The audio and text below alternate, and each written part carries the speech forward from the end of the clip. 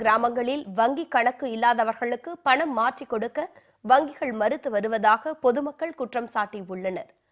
பழைய 500 மற்றும் 1000 ரூபாய் நோட்டுகளை அடையாள அட்டையை காண்பித்து வங்கிகளில் மாற்றிக் கொள்ளலாம் என மத்திய அரசு அறிவித்துள்ளது.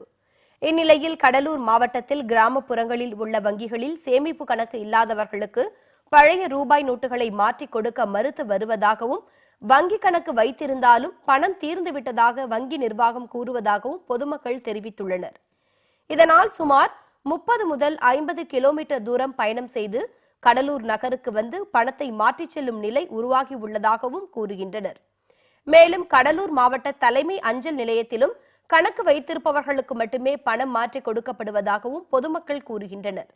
இதனால் அன்றாட உணவுப் பொருட்கள் கூட வாங்க முடியாமல் உள்ளதாக பொதுமக்கள் தெரிவிக்கின்றனர். 3 நாளாக பார்த்தீங்கன்னா வீட்டில் வந்து காசு எதுவும் இல்லை. இப்போ 3 நாளாக பேங்க்குக்கு அலைஞ்சிட்டு இருக்கேன். எதுவும் வந்து பணம் இல்லை, டெபாசிட் தான் பண்ணணும் அப்படின்னு சொல்லிட்டு இருக்கேன். இப்போ வீட்டில் பார்த்தீங்கன்னா எனக்கு 2 பிள்ளைங்க இருக்கிறாங்க. பால் காசுக்கு கூட சிலிண்டர் இல்லாமல் ரொம்ப அவஸ்தைப்பட்டு இருக்கேன். நான் ரொம்ப சிரமமாக இருக்குது. வந்து கியூவில் வந்து பார்த்தீங்கன்னா பணம் இல்லைன்னு சொல்கிறாங்க பேங்க்கில்.